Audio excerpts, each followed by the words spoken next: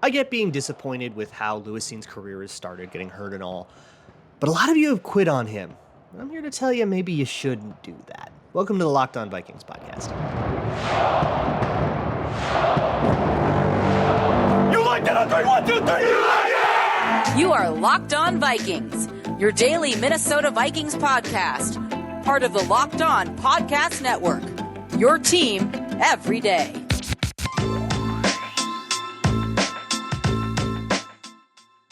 What's up, everybody? Welcome to the Locked On Vikings podcast, part of the Locked On Podcast Network, your team every day. As always, I am your host, Luke Braun, and hey, let's find some joy today.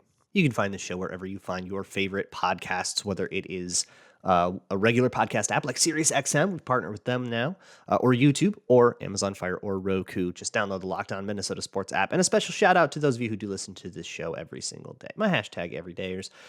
This is the likely fourth of whole week's worth of pre-recorded episodes. So if there's some major news that has happened this week that I haven't been able to get to, I'll get to it on Monday. I'm out of town, so I pre-recorded a bunch. I'm recording this like a week before you're seeing it. And we are continuing with the Everyman series. Today I'm talking about the safety room, the safety battle. Of course, we talked about Harrison Smith in a previous episode. But we still haven't done the Everyman series for Lewis Cine, Josh Metellus, and Cam Bynum, the guys who are actually competing for that spot opposite Harrison Smith. Probably going to be Cam Bynum's job, but anything can happen in camp. And obviously the whole discourse is around Lewis Cine. Why isn't he getting more play and all that stuff? There is a longer answer to that on field, but I don't think we know Lewis Cine well enough to quit on him. And I think we need to know why he ain't going to quit. It is very easy to be locked into the moment with players who get injured, especially. They kind of cease to exist a little bit, and then it feels like whatever you spent on them was lit on fire. But remember, the current moment is only the current moment, and the current moment isn't forever. Lewis Cine dealt with horrible rehab from injury, and I've said this a lot on the show. He wasn't starting to begin his NFL career in the first 4 games. That's not that weird. And then he got hurt. And then when he came back, he was in the same spot he was before he got hurt, which also isn't that weird. He was not going to ascend the depth chart while rehabbing an injury. You shouldn't have expected that. Now it's a matter of trying to beat Metellus and Bynum, but those guys aren't going to be easy outs either for sometimes similar reasons. I want to take you back to 1999 in Haiti when a 16-year-old has a kid and has to upend her life in the way that a 16-year-old always has to when they get pregnant. That is Lewis Cine's mother. He will stay in Haiti until he is 4 years old, and then he'll be shipped out to Florida, hopefully, in hopes of living with, I think, some relatives and having a better life than you can get in Haiti. And he spent a while bouncing between Haiti and Florida before eventually that part of his family moved to Everett, Massachusetts. And that is where he actually starts playing football. And he's pretty behind the times. There are a lot of people who have played football, through their whole lives, middle school and all that stuff. He's kind of picking it up. But he has an athleticism that is pretty dominant, and it's not long before he is usurping kids that have been playing a lot longer than him. He picks things up very fast. He also will wear number 16 because that's how old his mom was. And the sacrifices that she made, he finds a lot of inspiration in that, in being thrust into something before you're ready. Being a late bloomer in terms of his football know-how and experience totally didn't matter. By junior year, scouts were already starting to sniff around, and then his head coach retired, and that same year, or the Everett head coach retired, and that same year, he moved around West Texas, and he ends up enrolling in Trinity Christian, which you might ring a bell to you if you have really followed the career of Deion Sanders, because that is where Deion Sanders was the head coach before he started doing the thing that he's doing now in college ranks. And there he gets coached up by Deion Sanders. And by the way, the Deion Sanders school is going to get a lot of scouts looking at you. So this fast-flying, hard-hitting safety wearing number 16 gets a ton of attention. He's one of the top recruits in the nation. He enrolls with Georgia, and as he is kind of preparing to go off to college and start that chapter of his life, oops, there's going to be a baby. And he kind of has to upend his life much the same way his mother upended hers. And the thing is, he has a support system that his mother had set him up with that allows him to, keep going with this football dream. The kid's mother and grandparents will take care of the kid while you're in college. Hey, go do your thing. At Georgia, they have these things called skull sessions, which is a crazy badass name for something that I talk about a lot on this show, which is everybody gets up in front of the team and says their why. Why are they doing this? It's this question that I'm just endlessly fascinated with. Football makes you put yourself through such intense, uncomfortable rigors. Why would you do that? What motivates you so? And for some people, it's the passion of the game. For some people, it's grandeur, chasing grandeur. For some people, it's people. And that's what it is for Lewis Cine. It's motivation from his daughter, who I believe will be 6 now this year. And trying to provide a good life for her, via this sport and all the money you can make and the things you can get, the nest egg you can provide.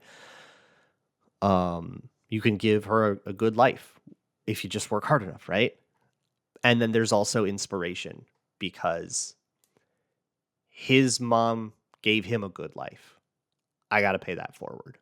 That is what is going to keep Lewis Cine going. Now, of course, he gets into Minnesota and things are a little tough, right? Cam Bynum kind of plays a little better than we thought.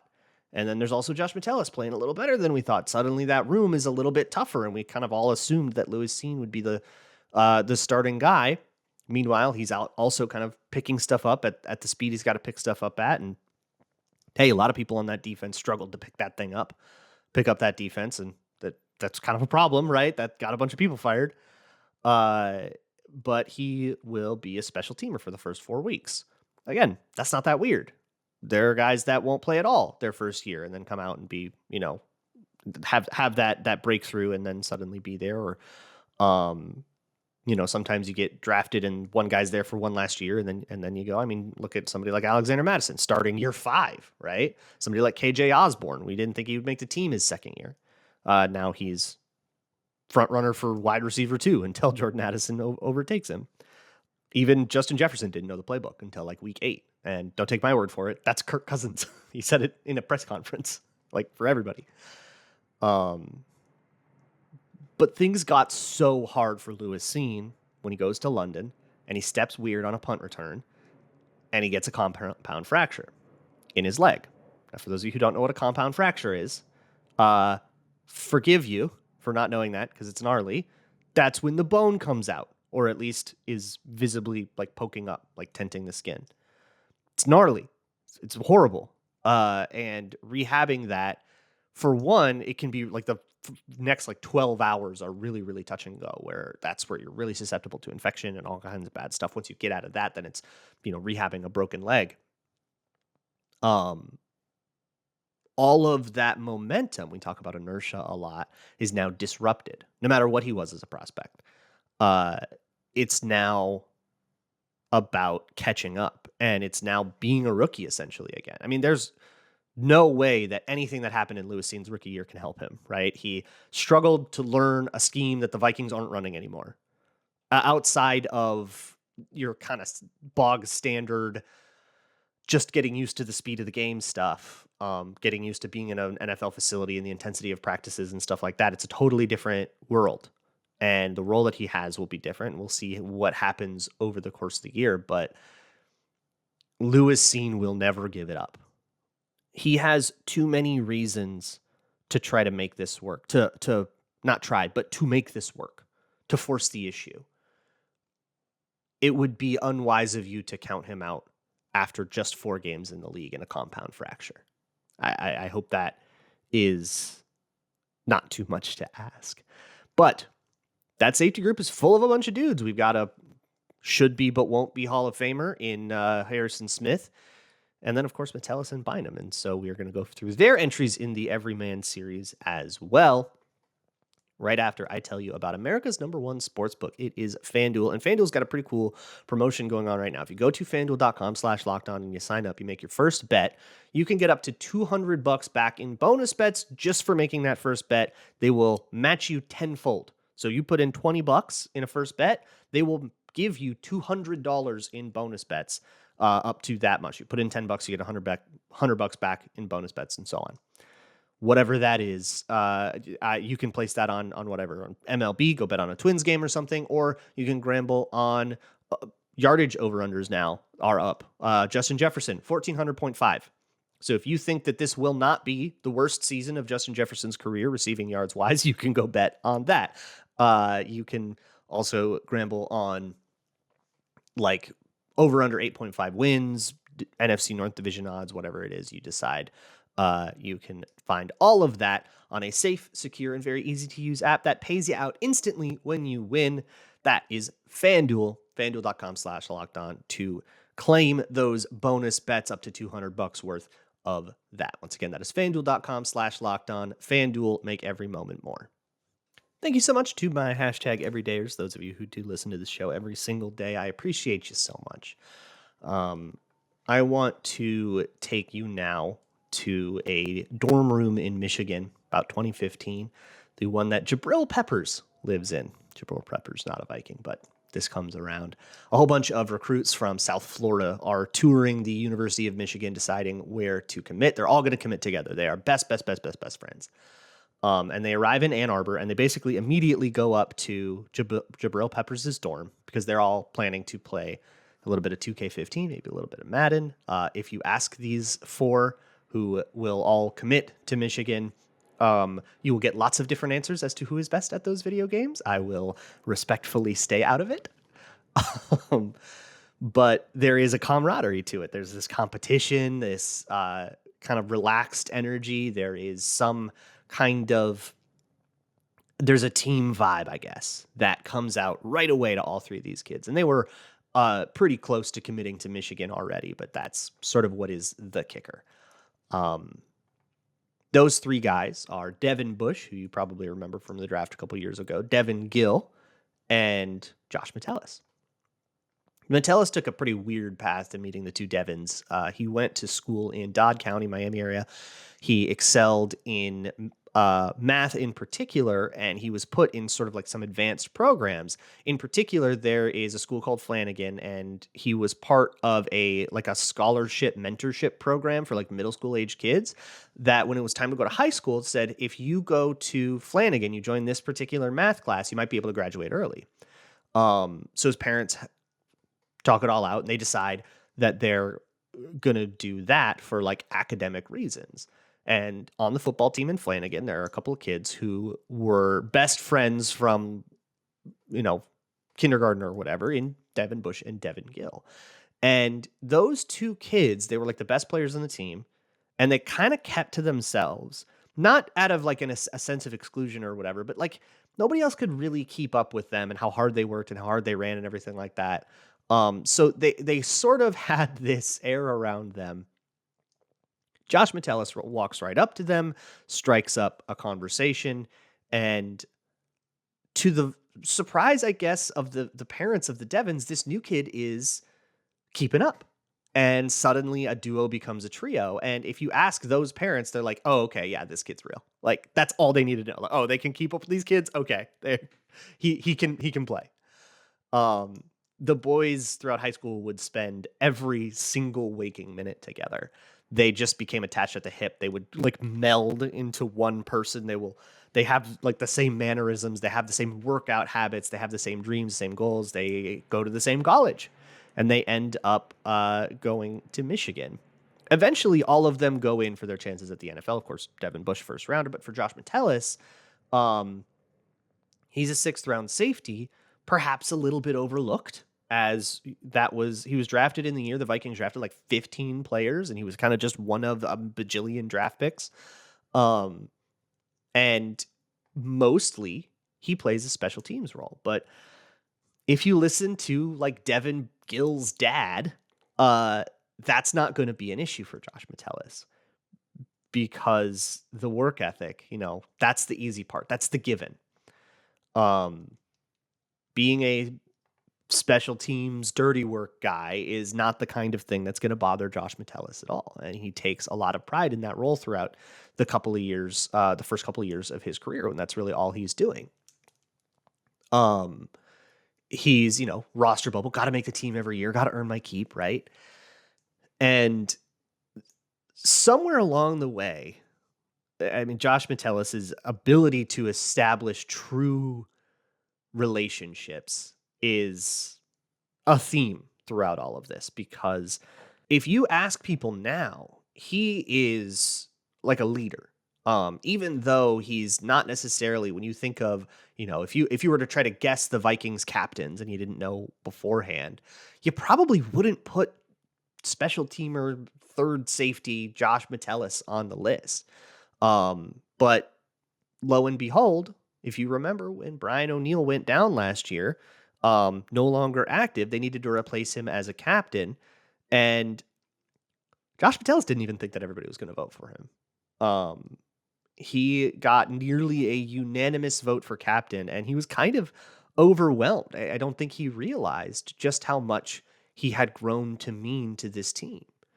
But that's kind of just who he is. He is somebody that will show up, work hard, and that will endear him to whoever it endears him to. And in the world of football, there's a lot of people that will endear you to. As we move forward, Josh Metellus is a fascinating figure in the defense in terms of what he will mean. This is probably the first year of his career where whether or not he makes the team is not much of a question. He's going to make the team. He's like taking a lot of reps with the 1s and 3 safety packages.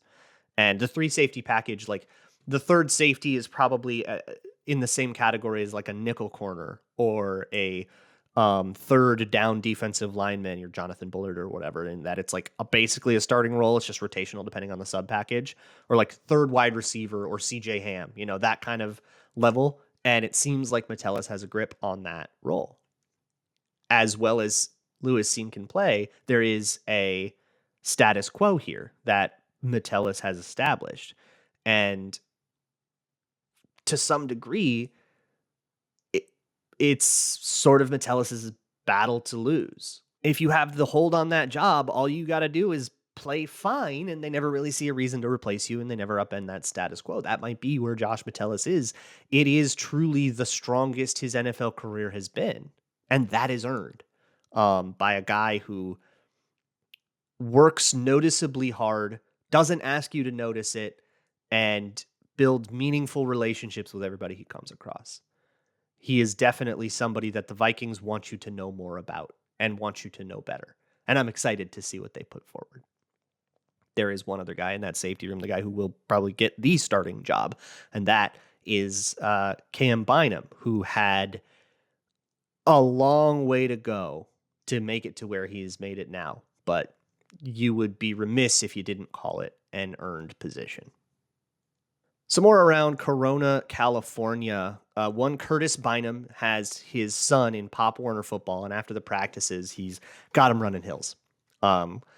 This is one of those father-son relationships where you are playing football and you're going to be good at football, and we're going to have it go. I mean, they would go home after and they would watch tape at Centennial High, which is one of the better programs in Southern California, and like learn tape from like watching them. And this is eventually where Cam Bynum would go to high school, is Centennial High. But when he's in high school, he didn't really like grow up. He was like physically, he was like 5'8", 160. And he was sort of falling behind all the other kids. And this is kind of the environment in which, these are very formative years for Cam Bynum, where everything is about, you are going to be an athlete. You're going to be the best. You're going to work. And if it's not going well enough, you got to work harder. Well, suddenly something is completely out of his control, which is how tall he is, right? How much he weighs. That's the latter is somewhat in your control, but ultimately, if you're a scrawny kid, you're a scrawny kid. He just hasn't grown all the way up yet. So he enlists an org called Ground Zero, which is aimed at sort of that freshman-ish age range, the middle school kind of stuff. And it's like a youth football program that's meant to it's like a camp that's meant to really like hone your skills.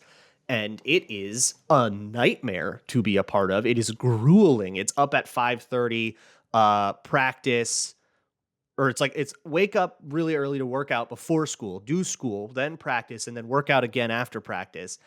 And you're kind of spending every day with people. But this sense of grueling routine is easy. Thanks to all the hill runs and all of the stuff that he did as a kid, this is not only something that he's used to, it's something he relishes. He loves it. He loves it's predictable and that it is simple and it's routine and it's the same thing every day. He loves that sense of work. And I think the sense of accomplishment you get after you complete a day that is that hard, and you get that sense of accomplishment every single day. It is who he is and it is what he knows. And hey, eventually the growth spurt does come. He shoots up. I think he gets to like 6'1" is what he is listed at now or something like that. And all of that work starts to truly pay off and come together as a complete thought as a defensive back, a cornerback, I believe, up until he gets to the Vikings. And he gets the attention of Sonny Dykes, who's the head coach at Cal at the time. But unfortunately, in the middle of his recruiting process, there is a coaching change. He's committed to Cal, but there's a coaching change. So he is showing up to play for a guy who did not recruit him. And again, it's a thing is outside your control. What are you going to do about it? And if you ask Cam Bynum that question, the answer is work a little harder. Okay, got to make a good first impression. It is what it is. That's what happens. That work ethic, that constant, unending grind is the story of a man of routine. And I think it's really fun thinking about this guy next to Harrison Smith, the ultimate man of unchanging routine, and seeing those guys play safety next to each other.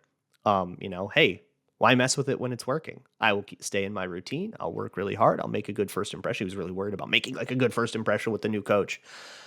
But unlike Harrison Smith, Bynum is a bit more of an extroverted guy. When he got drafted, you might remember this picture of him like picking up, or this video of him like picking up a flag. There were like a bunch of flags laid out on the deck of whatever place he was staying at, and he it looked like a nice lake cabin or something, and he like picks up the flag and he jumps into the lake off the dock with all his friends and family cheering him on. This really fun thing.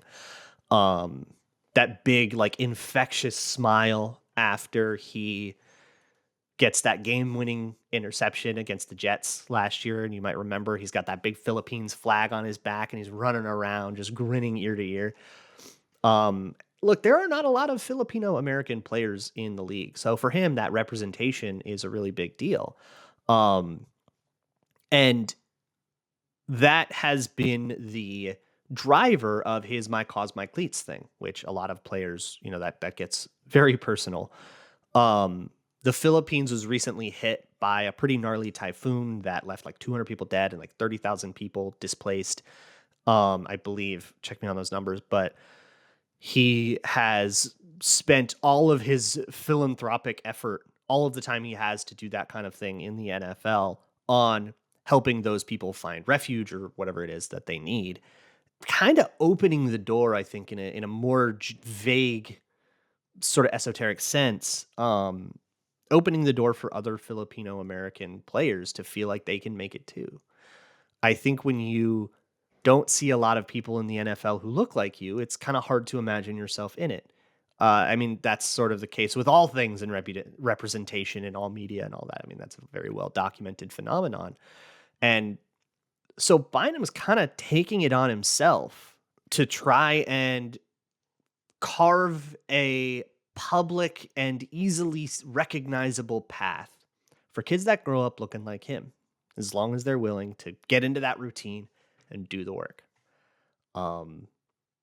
Look, tomorrow's the last one of these pre-recorded episodes, so I hope you enjoyed it, and I kind of hope that no news is broken. I'm sorry if there's like this really crazy story going on and I'm awkwardly like talking about the safety depth. But whatever it is, I'll make sure that I catch up on Monday. I'll see you all tomorrow. And as always, Skull.